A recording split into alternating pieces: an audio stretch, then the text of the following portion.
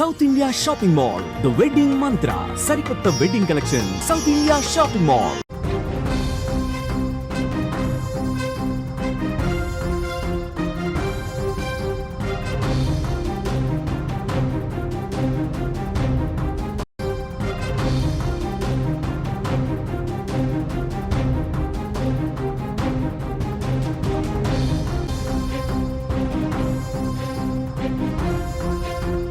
సంధి లేదు, సింధు లేదు. భారత్ ఇస్తున్న పాకిస్తాన్ రాష్ట్ర లేఖలకు భారత్ ఇస్తున్న సమాధానం ఇదే. సింధు జలాల విషయంలో సంధి చేసుకునేందుకు పాకిస్తాన్ చేయని ప్రయత్నం లేదు. సింధు జలాల ఒప్పందాన్ని భారత్ వెనక్కి తీసుకోవడంతో పాకిస్తాన్ తట్టుకోలేకపోతుంది. ఇప్పటికే భారత్కు ఇస్తున్న 4 సార్లు లేఖలు రాసింది పాకిస్తాన్. చివరకు ప్రపంచ బ్యాంకు దగ్గరకు కూడా వెళ్ళింది. ఇటు పాకిస్తాన్ ప్రధాని షెహబాజ్ షరీఫ్ తన మిత్ర దేశాలతో కూడా భారత్ పైన సింధు జలాల అంశంపై ఒత్తిడి చేయించే ప్రయత్నం చేస్తున్నాడు. అయినప్పటికీ ప్రభుత్వం చాలా స్పష్టంగా సింధు జలాల విషయంలో సంధికి అవకాశం లేదని తేల్చి చెప్పింది. రక్తం నీరు ఒకే చోట కలిసి ప్రవహించబోవన్న ప్రధాని మాటలకు కట్టుబడి ఉన్నామని తేల్చి చెప్పింది. పాకిస్తాన్ ఉగ్రవాదాన్ని అంతం చేసిన తర్వాతే సింధు జలాలపైన ఆలోచిస్తామని భారత్ పాకిస్తాన్కు తెగేసి చెబుతోంది. దీంతో దిక్కుతోచని స్థితిలో పడింది పాకిస్తాన్. ఇదిలా ఉంటే జమ్మూ కాశ్మీర్లో భారత ప్రధాని నరేంద్ర మోదీ పర్యటన పాకిస్తాన్కి మరోసారి వణుకు పుట్టించింది. కశ్మీర్లో యువతకు ఉపాధి లేకుండా చేయటం కోసం, కశ్మీర్ ప్రజల జీవనోపాధిని దెబ్బ కొట్టడం కోసమే పాకిస్తాన్ ఉగ్రవాదాన్ని పెంచి పోషిస్తుందని నిన్న మోదీ వ్యాఖ్యానించారు. కశ్మీర్ టూరిజాన్ని దెబ్బ కొట్టే ఉద్దేశంతోనే పహల్గామ్లో ఉగ్రదాడి జరిగిందని చెప్పుకొచ్చారు. అయితే ప్రధాని వ్యాఖ్యల్ని పాకిస్తాన్ ఖండించింది. పహల్గామ్ దాడితో తమ దేశానికి ఎలాంటి సంబంధం లేదని చెప్పుకొచ్చింది. భారత్ ఇంతవరకు పాకిస్తాన్ పాత్రను నిరూపించలేకపోయిందని విమర్శించింది. పాకిస్తాన్ వ్యాఖ్యలపై తీవ్రంగా స్పందించిన భారతదేశంలో పహల్గామ్ దాడితో సంబంధం లేదని పాకిస్తాన్ మాట్లాడడం దారుణమని విమర్శించింది. मानवता का विरोधी, मेलजोल का विरोधी, टूरिज्म का विरोधी, इतना ही नहीं, वो ऐसा देश है जो गरीब की रोजी रोटी का भी विरोधी है. 22 अप्रैल को पहलगाम में जो कुछ हुआ वो इसी का उदाहरण है. पाकिस्तान ने पहलगाम में इंसानियत और कश्मीरियत दोनों पर वार किया. हमारे पड़ोस का देश మోదీ వ్యాఖ్యలు నిన్న భారతదేశంపై పాకిస్తాన్ విషం కక్కడం వెనుక ఉన్న ఉద్దేశాన్ని చెప్పకని చెప్పారు. పాకిస్తాన్ సింధు జలాల కోసం ఎటువంటి సంధి కోసం వచ్చినా సంధి చేసుకునే అవకాశం లేదనే సందేశాన్ని మరోసారి ఇచ్చారు మోదీ వ్యాఖ్యలతో ఒక్కసారిగా పాకిస్తాన్లో మళ్ళీ వణుకు కనిపించింది. పాకిస్తాన్ విదేశాంగ శాఖ, పాకిస్తాన్ జలవనరుల శాఖ మోదీ వ్యాఖ్యలపైన మళ్ళీ స్పందించింది. ఎట్టి పరిస్థితుల్లోనూ పహల్గామ్ దాడిలో పాకిస్తాన్ పాత్ర ఉందని భారత్ నిరూపించలేకపోయిందంటూ వ్యాఖ్యలు చేసింది. అయితే చాలా స్పష్టంగా పాకిస్తాన్ ఉగ్రవాదాన్ని పెంచి పోషిస్తోంది. పాకిస్తాన్ ఉగ్రవాదులకు ఆశ్రయం ఇస్తోంది. పాకిస్తాన్లో యుద్ధం తర్వాత కూడా, పహల్గామ్ దాడి తర్వాత జరిగిన యుద్ధం తర్వాత కూడా పాకిస్తాన్లో ఉగ్రవాదులు చేస్తున్న కార్యకలాపాల గురించి ఎప్పటికప్పుడు ప్రపంచ మీడియా వార్తలు రాస్తూనే ఉంది. అయినప్పటికీ సింధు జలాల కోసం పాకిస్తాన్ కొత్త దొంగ నాటకాల్ని తెరపైకి తీసుకొస్తుంది. సింధు జలాల్ని ఉద్దేశపూర్వకంగా భారత్ నిలుపుదల చేసిందని, సింధు జలాలతో పాకిస్తాన్ని తీవ్రమైన ఇబ్బందులకు నెట్టే ప్రయత్నం చేసిందని ప్రపంచం ముందు తన గొంతు వినిపించే ప్రయత్నం చేస్తుంది పాకిస్తాన్. అజర్బైజాన్ పర్యటనలో పాకిస్తాన్ ప్రధానమంత్రి షెహబాజ్ షరీఫ్ మాటలు పూర్తి అబద్ధమని నిరూపించినప్పటికీ పాకిస్తాన్ పదే సింధు జలాల కోసం భారత్ని రెచ్చగొట్టే ప్రయత్నం చేస్తుంది. నిన్న ప్రధాని మోదీ ఏదైతే నిన్న కశ్మీర్లో పర్యటించిన తర్వాత ఆయన చేసిన వ్యాఖ్యలతో పాకిస్తాన్కి మళ్ళీ వెన్నులో వణుకు పుట్టినట్టయింది. పాకిస్తాన్ భారత్ సింధు జలాల విషయంలో చాలా స్పష్టంగా ఉందని, భారత్ సింధు జలాల విషయంలో కఠినమైన నిర్ణయమే తీసుకుందని పాకిస్తాన్కి మరోసారి అర్థమైనట్టుగా కనిపిస్తోంది. సింధు జలాల్ని పాకిస్తాన్ భూభాగంలోకి వదలాలి అంటే ఉగ్రవాదాన్ని పూర్తిగా పాకిస్తాన్ని అంతం చేయాల్సి ఉంటుందని భారత్ చాలా స్పష్టంగా చెప్తుంది.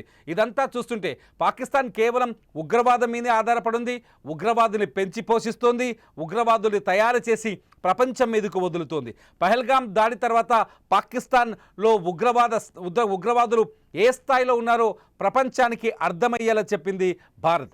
ఆపరేషన్ సింధూర్లో ఏకంగా 9 ప్రాంతాల్లో 25 నిమిషాల్లో దాడులు చేసి దాదాపు 11 ఉగ్ర స్థావరాల్ని ధ్వంసం చేసింది భారత్. ఈ ఉగ్ర స్థావరాల ధ్వంసం పైన పాకిస్తాన్ ఇప్పటి వరకు నోరు విప్పలేదు.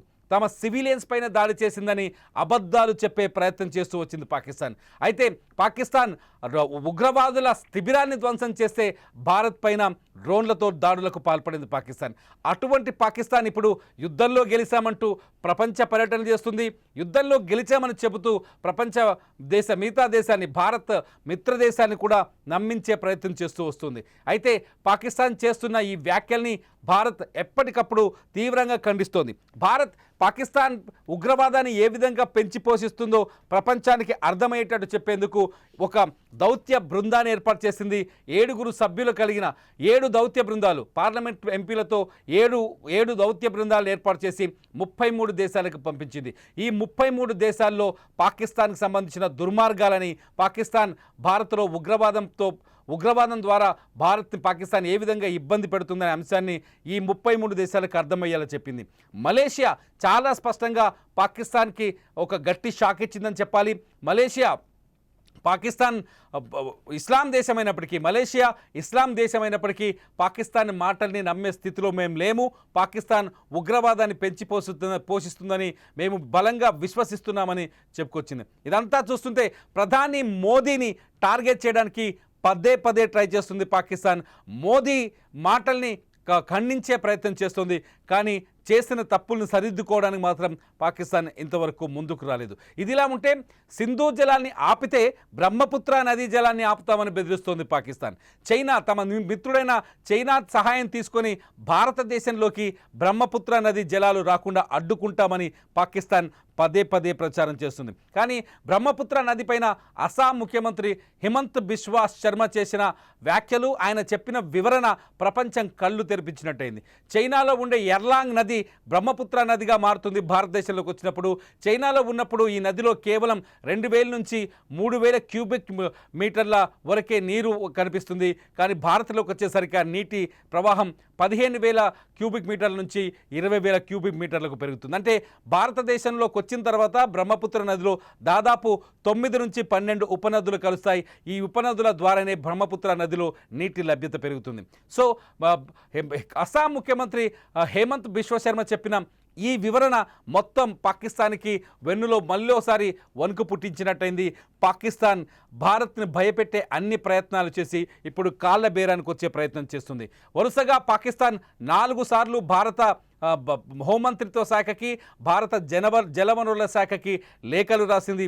సింధు జలాలపైన కూర్చొని మాట్లాడుకుందాం, సింధు జలాలపైన చర్చలకు రావాలని శాంతియుతంగా మేము ఆహ్వానిస్తున్నామంటూ పాకిస్తాన్ ఇప్పటికీ 4 లేఖలు రాసింది. ఈ 4 లేఖల్ని భారత జలవనరుల శాఖ మన విదేశాంగ శాఖకు పంపించింది. విదేశాంగ శాఖ 4 సార్లు ఒకే రకమైన సమాధానం చెప్పింది.